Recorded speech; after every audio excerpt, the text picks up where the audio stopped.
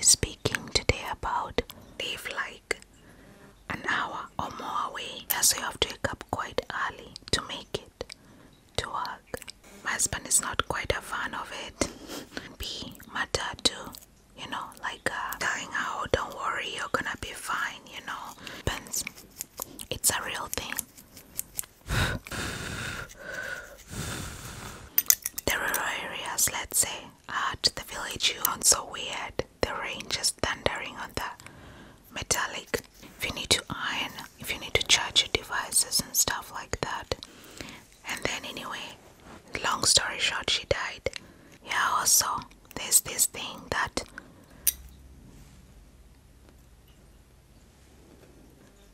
take this, you don't need to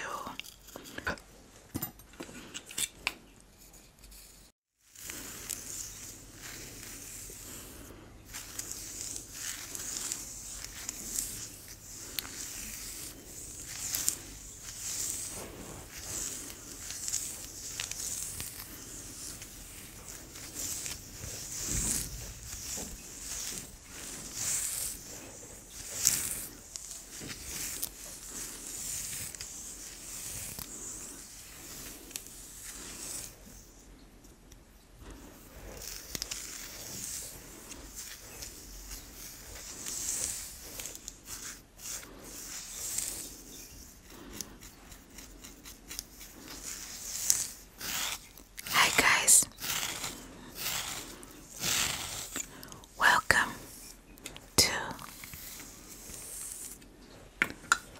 today's super relaxing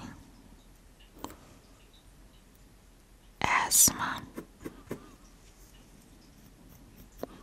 session.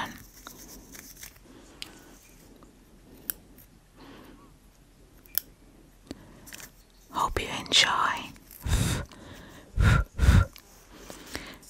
this tingles. Do not forget to like this video, leave us a comment if you can, and also please do subscribe.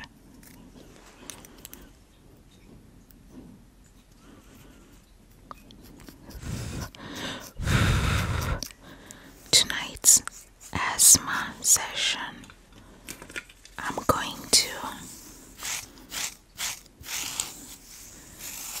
attempt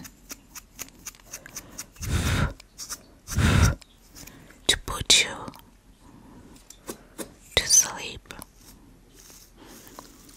in less than 3 minutes.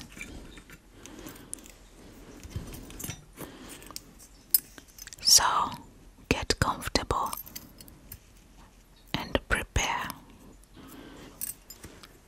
to sleep or relax. So somebody sent me a suggestion in the comment section and asked to describe what it's like to live in Africa, East Africa to be specific, because I know if I say Africa as a whole, even though most parts of Africa really have similar lifestyles, some of you guys are gonna come for me in the comment section and say, oh, you shouldn't generalize. That Africa is a big continent. You should probably just speak about the area you come from. So yeah, I'm going to be speaking today about what it's like to live in East Africa. Also, I feel I should mention that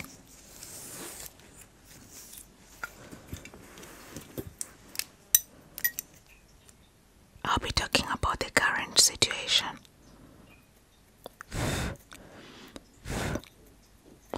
Because some people are like, oh, that's not Africa right now, it changed, it's different from when you are, young and stuff like that. Because I know some people are always like, oh, maybe you should talk for yourself in the area you live, stuff like that. So I'm gonna talk about basically living in the either urban or rural areas, what it's like. So anyway, today I'm just gonna speak about my experience, as an African, as an East African living in Africa. So basically, when you live in Africa, you should be ready to experience power blackouts. My husband has actually not experienced this yet, because each time we go to Kenya, we either stay in a hotel, and power doesn't go as often in hotels, especially if you're in a good hotel. They have backup generator. And when we're not at the hotel, we stay in the rural areas. We have a house in my hometown. It's 4 hours away from the capital. And the whole time we were there, we never really had power. We got it end of last year, 2022. Yeah, so my husband never really got to experience the power blackouts, but I'm sure he will experience them soon enough when we go back. Well, yeah, you should be ready for that any time of the day or night. This actually happens in I would say most of Africa, let's say more than half of the continent. I don't know about North Africa, but even in South Africa this happens more frequent now than before. You'll be sitting having dinner and power just goes off. But at least in some countries they announce and they give you a timetable of when the power will be out. So it's up to you to plan yourself. It's up to you to plan yourself, plan your day, and know what you're gonna be doing. What you should do if you need to cook or something before the power goes off. If you need to iron, if you need to charge your devices and stuff like that. So usually these blackouts can last from 2 hours to the whole day or half the day. Actually, my sister is solving that right now. That power went off yesterday and it came back. It went off around lunchtime and it came back at 7. She's trying to get me to buy her power bank, and I don't want to, because I already bought her power bank from here and I took it for her. But then my sister is kind of naive, so she lent it to a friend in college, because she's in college right now, and the friend lost it apparently. Now she said, could you please buy me anyone? And I just do not want to. I'm letting her suffer for a little bit so she can realize that she shouldn't lend her things to school friends. Also, I did warn her about this, but she never listens to what I say. I told her avoid groups of girls in school. It's always not a good idea to join a group of girls in school, because then they will need a favor from you and you will need them, and then you will be put in situations you don't want to be in. She never listened to my advice. Anyway, so living in Africa means accepting that the power will go off abruptly. So yeah, there's this thing that my in-laws experienced, and they were very surprised.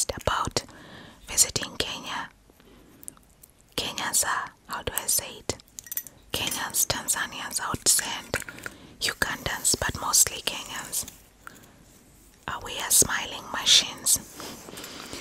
We smile all the time. We are ready to help. We are like just always in a jovial mood, no matter what the situation. When you walk in the streets, you see people just happy, smiling, jovial. If I have to compare it with the country I live in currently, it's really a landslide. People here are so like gloomy, walking around angry. Sometimes my husband and I, when we are at the grocery store and then we tell each other a joke and we laugh, everybody will literally turn, like people around us will literally turn, like looking at us with questions like, why are you so happy, with that question in their eyes. When we are driving and we put on a jovial or happy song and we start singing, we can see people in traffic looking at us like, why are they so happy? I don't know if it's a cultural thing here or what it is. But anyway, East Africans are happy people, ready to help, nice, kind, just happy. So be ready to be overwhelmed. Another thing that you should be prepared to face visiting or living in Africa is the traffic. Usually you will encounter roads that are blocked because of accidents, which makes the traffic even more. And then also the fact that so many people own cars, and the fact that there's so many cars in the road. It's not like here where there are regulations to keep up your registration and stuff like that. Most of the cars on the road do not have like the necessary documents to be on the road, but people just do not care because they know if they're arrested, they'll just give the officer some money and the officer will let them go. But for the people that don't want to deal with all that, having to, stop, talk to the officers, bribe them, they keep their cars in tip-top shape. Also, the fact that we do not have like trams and the metro in East Africa at least, makes the transportation be matatu, like a huge bus with loud music, a conductor banging on the door, and in some cases smaller matatus, like smaller minibuses. Most of the small ones go outside Nairobi, like for example to my hometown. Yeah, but the large ones are usually in the center. So yeah, since we do not have like trams or metro, the traffic on the road is crazy, heavy. So you should be prepared for that. I was actually reading an article that some people will live like 30 minutes away from the capital, or 40.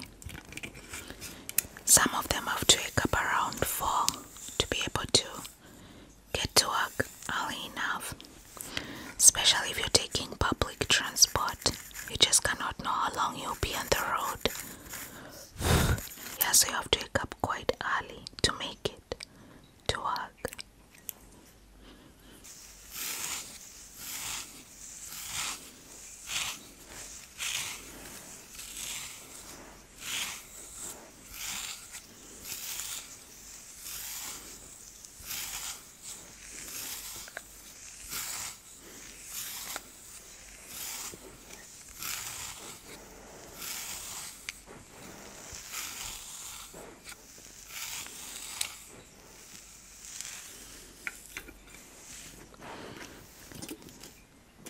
To state the obvious, living in East Africa, you will find out that we do not have these seasons, winter, spring, summer.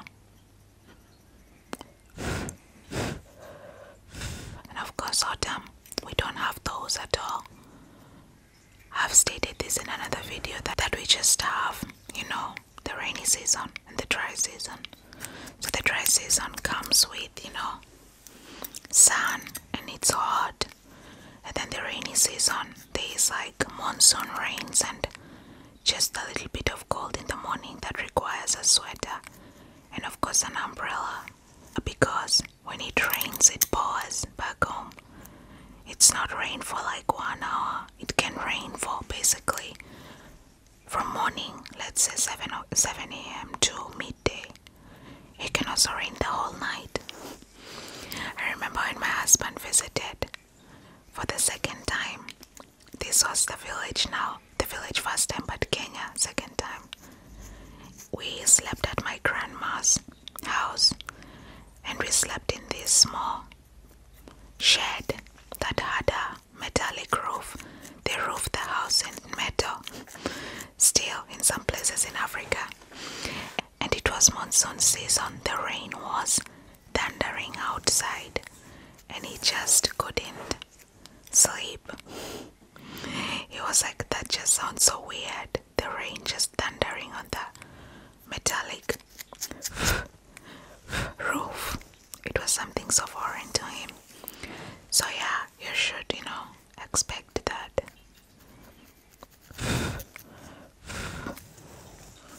Also, when it rains, the traffic becomes more. So that's also something to be expected. Oh, I got a nice whitehead, but it's running away from my grip. I got it. It's right there.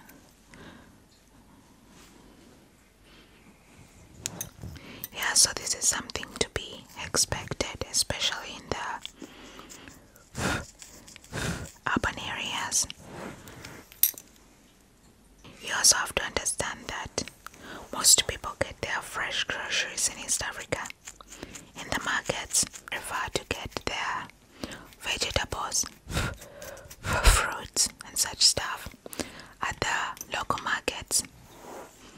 Usually these markets are everywhere, even if it's just like a small stall or a group of stores in the middle of the road. There'll be people selling, fruits and vegetables. So people prefer to buy like straight from the farm, and it's also cheap that way. There are no regulations, you just eat at your own risk. It's not like they've been checked and they're fine, and the ripening is, they don't measure the ripening like they do here. Basically they measure how long a fruit will take to ripen, or how long a vegetable will stay fresh. Straight from the market, you just eat it in a few days. You don't, care too much. So yeah, most people do that, and it's only the uber rich that buy vegetables in the supermarket. I have to say that I'll make a separate video to give you guys a glimpse of what it was growing up in a small village in Africa in the 90s. Because back then we didn't have any supermarkets. We just survive on, I had something funny the other day. You survive on love and good vibes. We survived on love and good vibes. Just joy.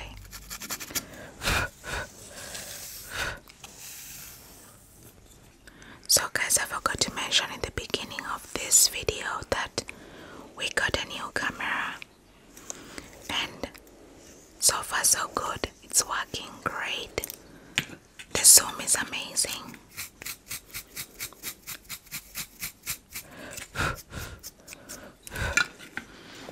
And we are glad we waited to buy one, because this one didn't cost us as much, and it has everything we were looking for.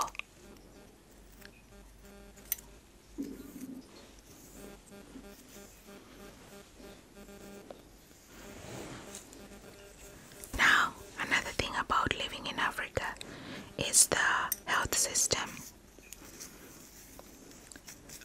Usually, people don't really go to the hospital when they are sick. And up until recently, people didn't really believe in getting health insurance. So basically, when you got sick, you either try to take some traditional blend to get better, or you just go to a pharmacy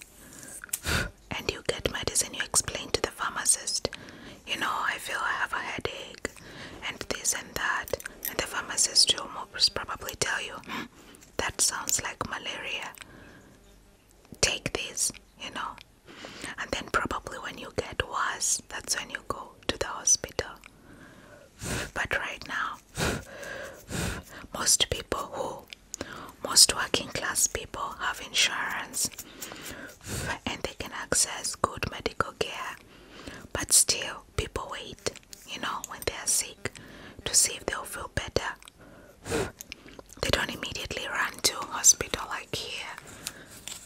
I feel like here people are so, because people pay insurance, the moment they get a little whiff of a cough, they run to hospital. I don't know why that is, but yeah, it's not my experience coming from East Africa.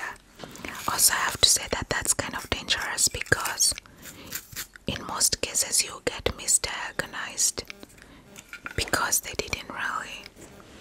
doctor didn't really check you, or he himself in most cases doesn't even know what the problem is. It's the same way my sister died during the COVID time. She didn't have COVID, but she had a brain tumor, and when she went to the hospital, the doctors couldn't just figure out what it was. They didn't do proper medical checkup. So they treated her and she went back home without even scanning, any part of her body. And then anyway, long story short, she died, And also the fact that some people do not believe in modern medicine. They believe in, their bodies fighting. My sister's boyfriend is that kind of a person. Because it's the kind of a person who doesn't believe in anything Western, And he kept on telling her, oh, don't worry, you're gonna be fine, You don't need to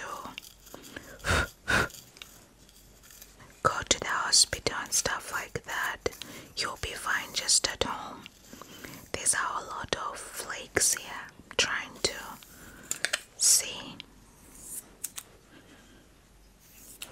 Oh, he just kept on telling her, don't worry, you'll be fine. You just need to rest, sweat, and you'll be fine. Instead of, somebody saying, we need to get proper tests, So yeah, she ended up dying because of that. At least now the situation is much better because people can actually go and get medical care even though it's quite expensive. Now, there's this thing that I hear people asking me whenever they want to visit Africa, like, is it as overcrowded as we see on TV? And I tell them that it's not as overcrowded. It's really not.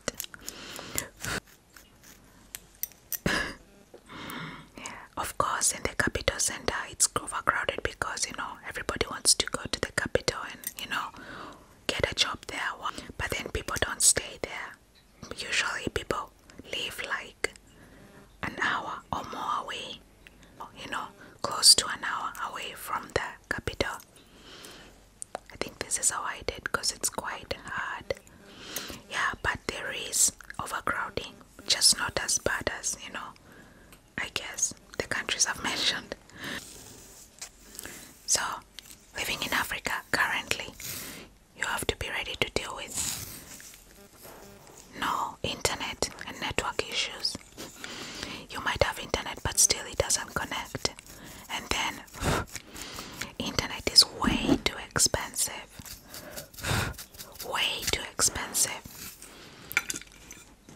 My husband doesn't seem to understand why. He always asks why it's that expensive. Up until, I guess, early 2000s, we didn't have internet, And then I guess in the new millennium, that's when the internet came. And I remember people used to call it the .com era. And they made a lot of songs about that too. .com era in Africa.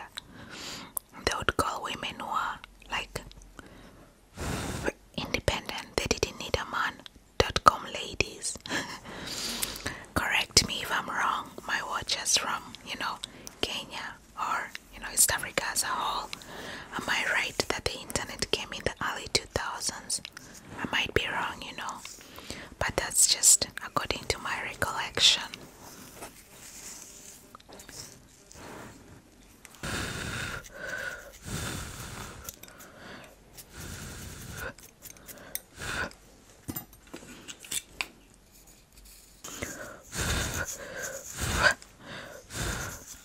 Yeah, so the things you hear about Africa having a lot of corruption, that's something you'll witness living there. It's a little bit crazy that even up to today, you'll find that sometimes when you are in a car with a white person, the policemen tend to ask you for more money. It's either they will do two things.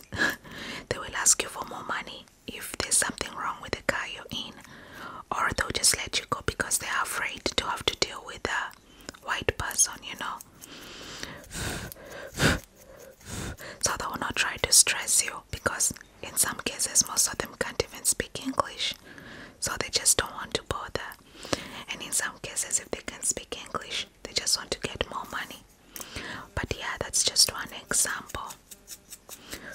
Living in Africa, you deal with a lot of corrupt situations, corrupt cops, corrupt, government, corrupt almost everything. And I'm sure this is the same with West Africa and, South Africa and North Africa, maybe. I'm just saying, maybe.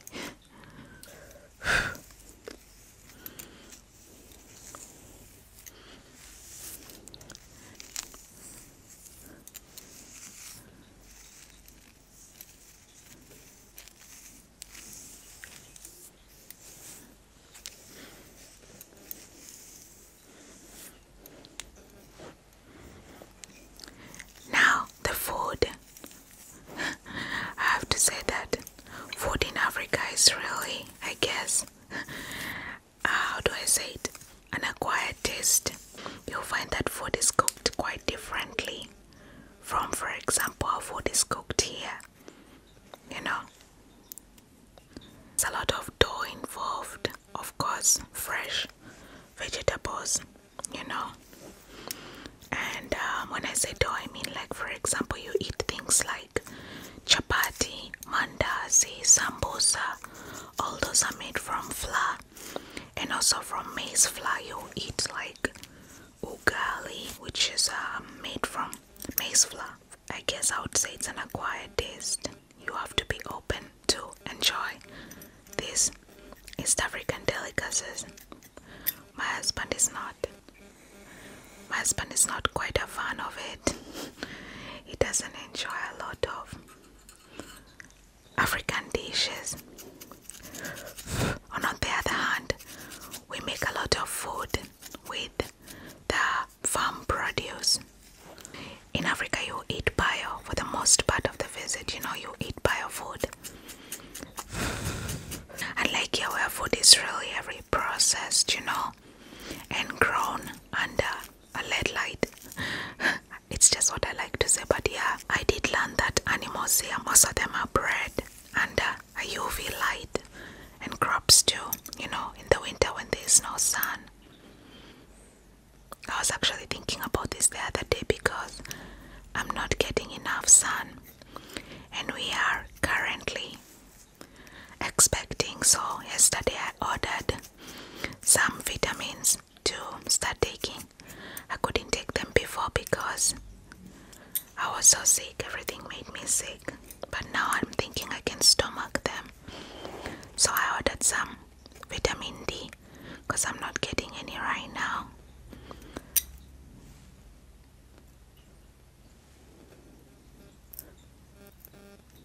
I guess this is a dry patch of scalp.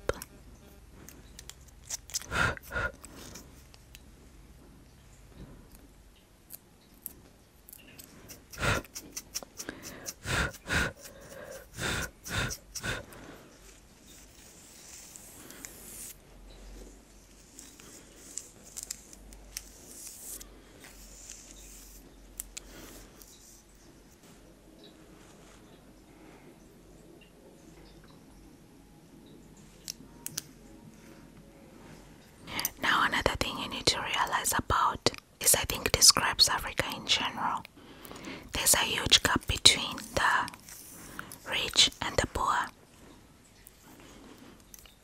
There's like people who are really, really rich that they can afford holidays in Europe, and they live in affluent mansions, be in South Africa or in Kenya, let's say for example.